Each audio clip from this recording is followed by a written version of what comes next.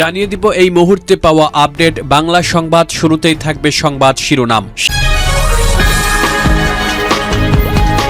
ফিরতে প্রধানমন্ত্রী শেখ হাসিনা দীর্ঘদিন একসাথে রাজনীতি করায় দুঃখ প্রকাশ করলেন তিনি। এদিকে সেনাপ্রধানের নির্দেশে আবারও দায়িত্ব নিতে যাচ্ছে প্রধানমন্ত্রী শেখ হাসিনা। তাহলে কি আবারও ক্ষমতা ফিরে পাচ্ছে আওয়ামী লীগ? কি বলছে গণমাধ্যম? বিস্তারিত আপনাদেরকে প্রমাণ সহকারে এই ভিডিওর মাধ্যমে দেখে দেব। না টেনে ভিডিওটি শেষ পর্যন্ত দেখতে থাকুন। আমাদের এটা দাবি থাকবে, আমরা নির্বাচন বয়কট করি না, তবে আমাদের নির্বাচন করতে না দিলে আমাদের কোনো ভোটার কিন্তু ভোট দিতে যাবে না।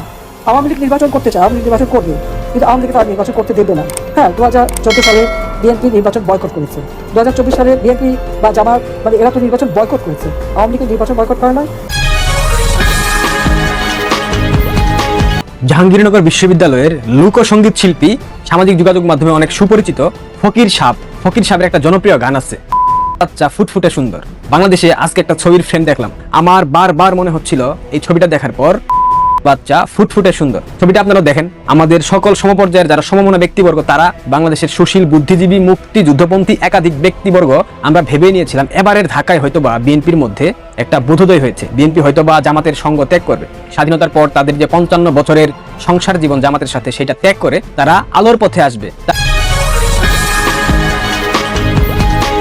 সবকিছু ঠিকঠাক থাকলে আগামী 12 ফেব্রুয়ারি অনুষ্ঠিত হতে যাচ্ছে বাংলাদেশের ত্রয়োদশ জাতীয় সংসদ নির্বাচন। অবশ্য তফসিল ঘোষণার পর থেকে রাজনীতির মাঠে যে গরম হাওয়া বইবার কথা, সেটি এখনো দেখা যাচ্ছে না। আপাতত উত্তপ্ত হয়ে উঠেছে নির্বাচন কমিশনের জমা পড়া প্রার্থীদের হলফনামার পাতাগুলো। বিশেষ করে 2024-এর আন্দোলনের সেই তরুণ তুর্কি যারা আগে রাজপথে কোটা বাতিলের দাবিতে গলা ফাটিয়েছিলেন, তাদের পকেটের বর্তমান অবস্থা দেখে সাধারণ ভোটারদের চক্ষু চরক গাছ হওয়ার জোগাড়।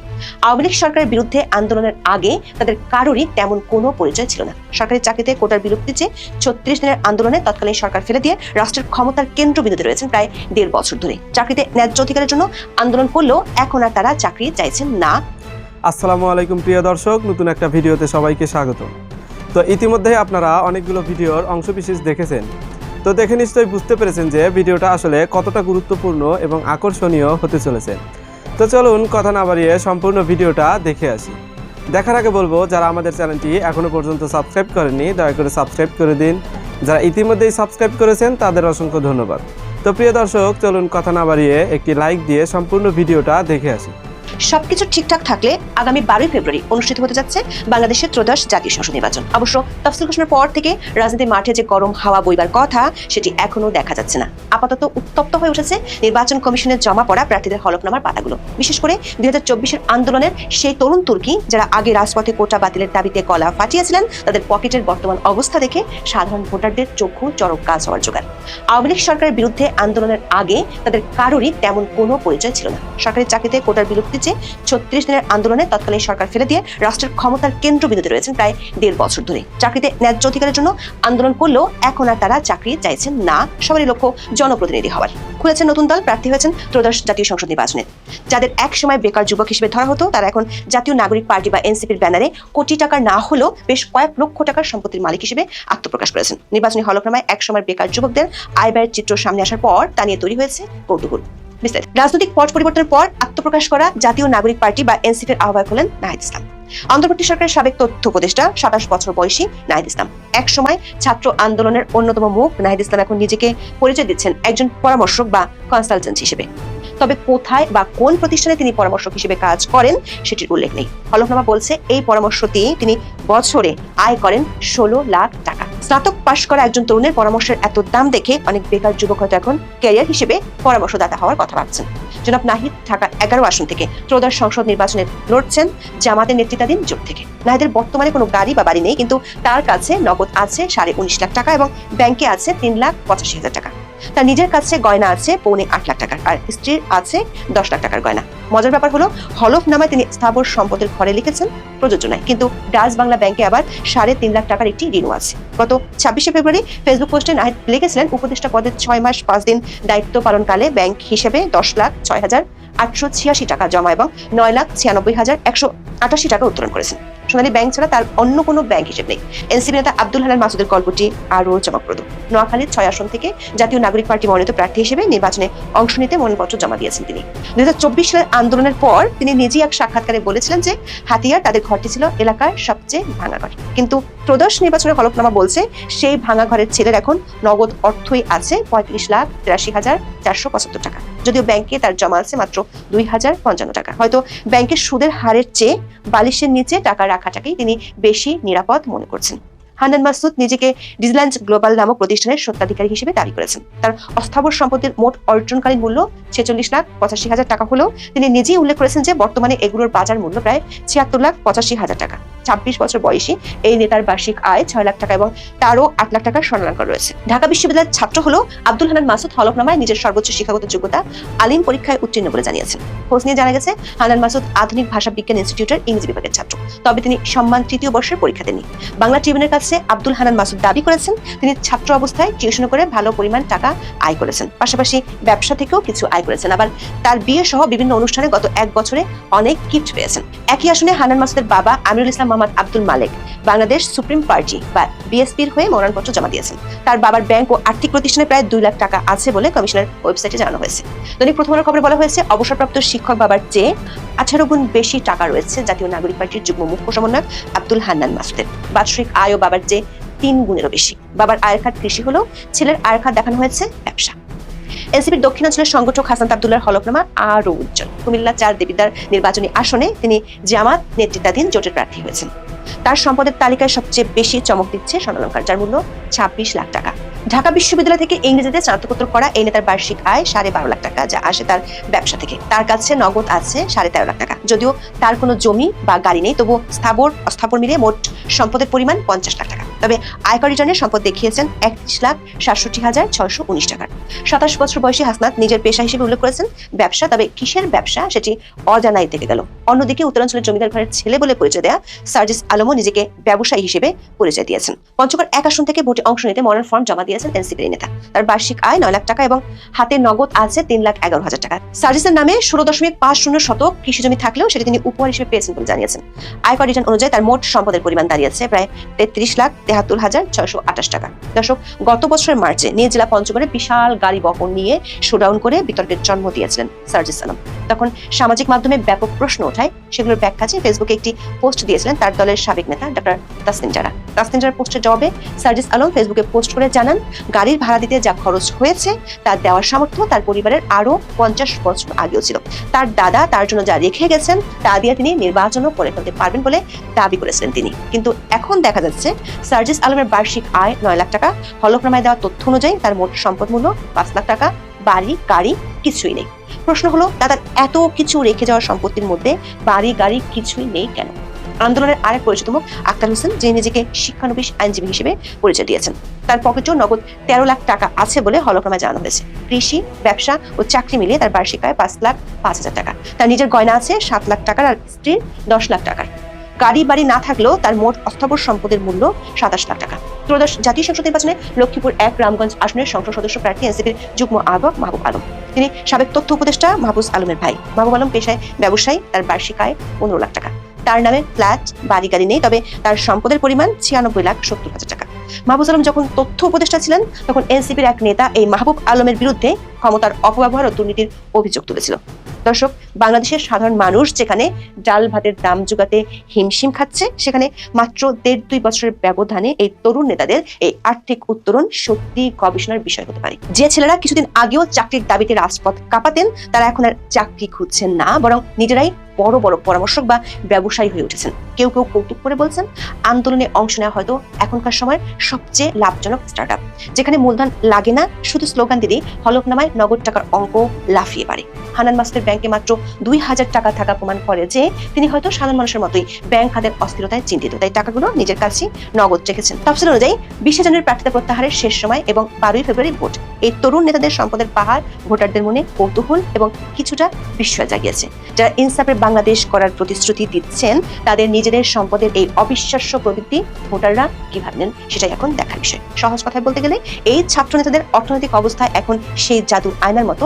1 বছর আগে যেখানে বেকারত্ব দেখা যেত, আজ সেখানে লক্ষ টাকার গয়না আর নগদ অর্থের ঝিলিক দেখা যাচ্ছে।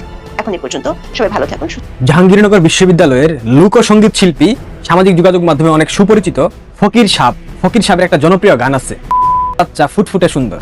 বাংলাদেশে আজকে একটা ছবির ফ্রেম দেখলাম, আমার বারবার মনে হচ্ছিল এই ছবিটা দেখার পর বাচ্চা ফুটফুটে সুন্দর। ছবিটা আপনারা দেখেন, আমাদের সকল সমপর্যায়ের যারা সমমনা ব্যক্তিবর্গ তারা বাংলাদেশের সুশীল বুদ্ধিজীবী মুক্তি যুদ্ধপন্থী একাধিক ব্যক্তিবর্গ আমরা ভেবে নিয়েছিলাম এবারের ঢাকায় হয়তোবা বিএনপির মধ্যে একটা বোধোদয় হয়েছে, বিএনপি হয়তোবা জামাতের সঙ্গ ত্যাগ করবে। স্বাধীনতার পর তাদের যে 55 বছরের সংসার জীবন জামাতের সাথে সেটা ত্যাগ করে তারা আলোর পথে আসবে, তারা স্থিতিশীল রাজনীতিতে বিশ্বাস করবে, থিতু হবে, মৌলবাদী ধর্মীয় উগ্রবাদী সাম্প্রদায়িক রাজনীতি বন্ধ করে দেবে, তারা উগ্রবাদ জঙ্গিবাদকে প্রশ্রয় দেবে না। কয়লা ধুইলে কখনো ময়লা যায় না। জামাতের সাথে বিএনপির একটা বৈঠক হয়েছে, সেই বৈঠকে জামাতের সাদা শকুন ডক্টর শফিক বলেছে, অতীতে আমরা একসাথে ঐক্যবদ্ধভাবে রাজপথে কাজ করেছি, ভবিষ্যতেও করতে পারি। আগামী 5 বছর জাতির জন্য আমরা ভালো কিছু করার জন্য উদ্গ্রীব হয়ে বসে আছি, সেক্ষেত্রে আমরা আবার ঐক্যবদ্ধ হতে পারি। আমাদের মধ্যে একটা ফলপ্রসূ আলোচনা সভা হয়েছে। বাংলাদেশের বাঙ্গু মিডিয়া, বাংলাদেশের সুশীল বুদ্ধিজীবী, বাংলাদেশের তথাকথিত যারা ভেবেছিলেন যে বিএনপি হয়তোবা জামাতের সাথে আর কোনো ঐক্য করতে যাচ্ছে না, এই বৈঠকের পর আপনাদের কি কোনো কারণে মনে হচ্ছে আগামী গভর্নমেন্ট কি জামাত রান করবে, জামাত কি লিড দেবে, বিএনপি কি প্রধান বিরোধী দল হবে, 150-এর উপরে আসন নিয়ে সংসদে প্রতিষ্ঠিত হবে, বিএনপি কি 100 আসন নিয়ে জামাতের বিরোধী দল হবে?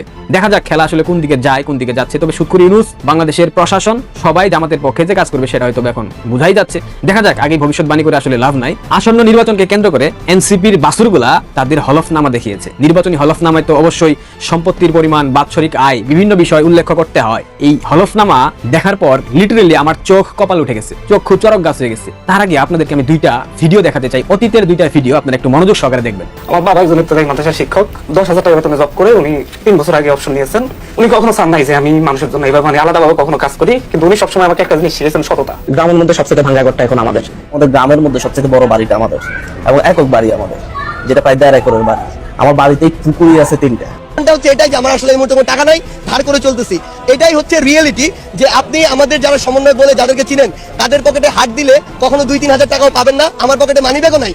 2টা ভিডিও তো আপনারা দেখলেন, এবার আসেন নির্বাচনী হলফনামায় এই গুলাদের কার কত সম্পত্তির পরিমাণ এবং এদের বাৎসরিক আয় কত টাকা। প্রথমে সার্জিস আলম, সার্জিসের মোট সম্পত্তির পরিমাণ 34 লক্ষ টাকা, বছরে আয় 9 লক্ষ টাকা। হাসনাত আব্দুল্লাহর সম্পত্তির পরিমাণ 50 লক্ষ টাকা, বাৎসরিক আয় প্রায় 12,53,000 টাকা। নাহিদ ইসলামের সম্পত্তির পরিমাণ 30 লক্ষ টাকা, বাৎসরিক আয় 16 লক্ষ টাকা। মংলা মাসুদের সম্পত্তির পরিমাণ 98 লক্ষ টাকা, বাৎসরিক আয় প্রায় 15 লক্ষ টাকা। প্রথমে মংলা মাসুদের কথা বলি। এই বলেছিল তার গ্রামে সব থেকে ভাঙা ঘরটা তার, বৃষ্টির পানি পড়ে টিনের চাল ছিদ্র করে সেখানে তারা ঘুমাতে পারে না, অথচ তথাকথিত জঙ্গি উত্থানের পর গ্রামের সব থেকে বড় বাড়ি বানিয়েছে। সেটা সে বলেও দিয়েছে। তার বাবা একজন সামান্য মাদ্রাসার শিক্ষক ছিল, কিন্তু তাকে কখনো অসৎ পথে চলার শিক্ষা দেয়নি, সবসময় সততার শিক্ষা দিয়েছে। তথাকথিত জঙ্গি উত্থানের সময় মংলা মাসুদকে ডিবি পুলিশের পক্ষ থেকে বলা হয়েছিল তাদের জীবনকে গড়ে দেবে, তাদেরকে অর্থনৈতিকভাবে স্বাবলম্বী করে দেবে যদি তারা আন্দোলন বন্ধ করে সেই শর্তে। কিন্তু মংলা মাসুদ কখনো সততা এবং নীতি বিসর্জন দেয় নাই। কিন্তু 1 বছরের ব্যবধানে গ্রামের সব থেকে ভাঙা ঘরটা গ্রামের সব থেকে বড় পাকা বাড়ি হয়ে গেল, 98 লক্ষ টাকা সম্পত্তির মালিক হয়ে গেল। টুকাই শেষটা পুলারা কিভাবে অর্থ চুরি করেছে আপনারা কি বুঝতে পারছেন? সার্জিস আলম পঞ্চগড়ে যাইতো লোকাল ট্রেনে করে, একে আমি ব্যক্তিগতভাবে চিনি, হুসাইন সাদ্দাম ছাত্রলীগের প্রেসিডেন্ট, তার গাড়ির পিছে পিছে ঘুরতো, টাকার জন্য ঘুরতো, কিভাবে টাকা দেবে সাদ্দাম হুসাইন, এরপর সেই টাকা নিয়ে এসে পঞ্চগড়ে যাবে ফ্যামিলির সাথে ঈদ করতে। হাসনাত আব্দুল্লাহ একটা মাত্র টি-শার্ট পরে পুরো আন্দোলন চালিয়ে দিয়েছে। ফকিন্দির পোলা রামপুরা থেকে ঢাকা বিশ্ববিদ্যালয় ক্যাম্পাসে হেঁটে হেঁটে আসতো, অথচ তার সম্পত্তির পরিমাণ 30 লক্ষ টাকা নির্বাচনী হলফনামায় দিয়েছে। বাৎসরিক আয় নাকি 13 লক্ষ টাকা। টাকা কোত্থেকে আসে এই 1 বছরের ব্যবধানে? নাহিদ ইসলাম কি ছিল? নাহিদ ইসলামের পিতা একটা সামান্য স্কুল শিক্ষক, একটা চরিত্রহীন। এই নাহিদ এখন 40,000 টাকা দামের জুতা পরে। আসিফ মাহমুদ সজীব ভুইয়া 7,500 কোটি টাকার মালিক। মংলা মাসুদ, হাসনাত আব্দুল্লাহ, সার্জিস আলম, টাকা কি তোমাদের গাছে ধরে? গাছে ঝাঁকানি দিলে টাকা পড়ে রাস্তায় মাটিতে? মানে আপনারা ভাবতে পারেন সেই জঙ্গি উত্থানের পর এই টুকায় কিরপুলারা, এই ফকিন্দির বাচ্চারা একটা আঙুল ফুলে কলা গাছ হয়ে গেছে। যারা স্বপ্ন দেখেছিলেন বৈষম্যহীন বাংলাদেশ বিনির্মাণ করা হবে, যারা স্বপ্ন দেখেছিলেন বাংলাদেশটা স্থিতিশীল হবে, যারা স্বপ্ন দেখেছিলেন বাংলাদেশ স্বৈরাচার মুক্ত হবে, যারা স্বপ্ন দেখেছিলেন তরুণরা বাংলাদেশকে একটা নতুন বাংলাদেশ হিসেবে বিনির্মাণ করবে, আপনাদের স্বপ্ন এখনো আছে। এখনো যারা এই পুলাদেরকে সমর্থন দিচ্ছেন, আপনারা একটা মানেন বা না মানেন, আপনারা সিরিয়াসলি একটা এত কিছু দেখার পরেও যদি আপনারা তাদেরকে সমর্থন করেন, আপনাদের বিবেক বলে কোনো বিষয় নাই, কিছুই নাই আপনাদের মধ্যে। এক একটা হলের পাতলা ডাল খেত, আলু ভর্তা খেয়ে জীবন ধারণ করতো। এই পুলার এখন 60 লক্ষ 70 লক্ষ টাকা দামের গাড়িতে করে ঘুরে। আরেকটা পুলা আছে নুরুল হক নূর, গণ অধিকার পরিষদ, 3.5 কোটি টাকা মূল্যের গাড়ি নিয়ে পটুয়াখালীতে গিয়ে নির্বাচনী প্রচারণা চালাচ্ছে। 3.5 কোটি টাকা কি ওর বাপে কখনো দেখেছে? ঢাকা বিশ্ববিদ্যালয়ের ভিপি ছিল, ভিপি থেকে গিয়ে 3.5 কোটি টাকা কামিয়েছে। টাকা কোত্থেকে আসে? ছাত্রলীগের সভাপতি সাদ্দাম হুসাইন 30 লক্ষ টাকা দামের গাড়ি ব্যবহার করাতে আপনাদের চুলকানি জলাতঙ্ক শুরু হয়ে যায়। ছাত্রলীগের নেতারা হেলিকপ্টার ব্যবহার করে চুলকানি শুরু হয়ে যায় আপনাদের মধ্যে। ভিপি সাদেক কায়েম হেলিকপ্টার দিয়ে প্রোগ্রাম করে, তখন আপনাদের চোখে পড়ে না? মানে সব দোষ শুধু ছাত্রলীগের আওয়ামী লীগের ক্ষেত্রে। সাদ্দাম হুসাইন টকশুতে ডেকে নিয়ে এসে খালিদ মহিউদ্দিন উল্টাপাল্টা প্রশ্ন করে। এখন শিবিরের সাদেক কায়েমকে টকশুতে ডাকতে পারে না খালিদ মহিউদ্দিন? এখন নুরুল হক নূরকে জিজ্ঞাসা করতে পারে না 3.5 কোটি টাকা মূল্যের গাড়ি দিয়ে কিভাবে নির্বাচনী প্রচারণা চালাতে যায়? কোত্থেকে আসে টাকা? এখন কেন এই এনসিপির বাসুরদেরকে বলা হচ্ছে না যে এত টাকা তোমরা 1 বছরের ব্যবধানে কিভাবে উপার্জন করলে? তোমাদের আয়ের উৎস কি? সব ধান্দাবাজি, সব তদবির বাণিজ্য, সব নিয়োগ বাণিজ্য। মোংলা মাসুদ বন্দরটাকে এককভাবে নিয়ন্ত্রণ করে। হাসনাত আব্দুল্লাহ বাংলাদেশে যতগুলো কোচিং সেন্টার আছে প্রত্যেকটা নিয়ন্ত্রণ করে। নাহিদ ইসলাম বাংলাদেশের সবথেকে বড় চাঁদাবাজদের মধ্যে অন্যতম। কিসের মির্জা আব্বাস চাঁদাবাজ? মির্জা আব্বাসের থেকেও কয়েক ধাপ উপরে নাহিদ ইসলাম। আর সার্ভিস গুলা ঠিকাদারি যারা করে তাদের সাথে লিয়াজু মেইনটেইন করে তাদেরকে কাজ কাম পাওয়ার কথা বলে কাজ কাম বাগিয়ে নিয়ে উপার্জন করে কোটি কোটি টাকার মালিক হয়েছে এরা। প্রত্যেকে কয়েকশো কোটি করে টাকার মালিক। আপনারা কি সেটা জানেন? দুর্নীতি করে কেউ কখনো পার পেয়ে যায় না। বলা হতো আওয়ামী লীগের নেতারা এটা করেছে, ওইটা করেছে, চুরি করেছে, চামারি করেছে। শেখ হাসিনার পিয়ন 400 কোটি টাকার মালিক হয়েছে। আরে শেখ হাসিনার পিয়ন তো 16 বছরে 400 কোটি টাকার মালিক হয়েছিল। তোরা তো 16 মাসে 1000 কোটি টাকার মালিক হয়েছিস। তাহলে দুর্নীতিগ্রস্ত কারা, দুর্নীতিবাজ কারা, দেশ বিরোধী চক্রান্তকারী কারা? প্রত্যেকের বিচার হবে। তারেক রহমানের নির্বাচনী হলফনামা দেখলাম, তার বাৎসরিক আয় 7 লক্ষ টাকা। 7 লক্ষ টাকা দিয়ে ব্যক্তিগত দেহরক্ষী রাখা, লন্ডনের মতো জায়গায় 7 লক্ষ টাকা উপার্জন করে বাৎসরিক, মেয়েকে ব্যারিস্টারি পড়ানো, 7 লক্ষ টাকা উপার্জন করে রেঞ্জ রোভার গাড়ি চালানো, ডুপ্লেক্স বাংলোতে থাকা, বিলাসী জীবন ধারণ করা। 2 নম্বরের একটা লেভেল থাকে, লেভেলের মধ্যেই পড়ে এরা। প্রত্যেকে দেশদ্রোহী শক্তি। বললাম না বাচ্চা ফুটফুটে সুন্দর, এরা এক একটা ওইটার বাচ্চা। সমস্যা নাই, আপনারা বাংলাদেশটাকে তুলে দিয়েছেন ষড়যন্ত্রকারীদের হাতে, চক্রান্তকারীদের হাতে। আপনাদের আপাদমস্তক না খেলে আপনারা কখনো শুধরাবেন না। ভালো থাকবেন, কি মনে খাইতে থাকেন। তো প্রিয় দর্শক, আশা করছি সম্পূর্ণ ভিডিওটা মনোযোগ দিয়ে দেখেছেন। তো দেখে কি বুঝলেন, কি জানলেন, আপনাদের গুরুত্বপূর্ণ মতামতগুলো আমাদের কমেন্ট বক্সে জানিয়ে দিন। পারলে ভিডিওটা শেয়ার করে অন্যকে দেখার সুযোগ করে দিন। আবারও বলছি, যারা আমাদের চ্যানেলটি এখনো পর্যন্ত সাবস্ক্রাইব করেননি দয়া করে সাবস্ক্রাইব করে দিন। যারা ইতিমধ্যেই করে দিয়েছেন তাদের অসংখ্য ধন্যবাদ। তো প্রিয় দর্শক, আজকের মতো এ পর্যন্তই। দেখা হবে পরবর্তী কোনো নিউজে। ততক্ষণ সবাই ভালো থাকবেন, সুস্থ থাকবেন। আল্লাহ হাফেজ।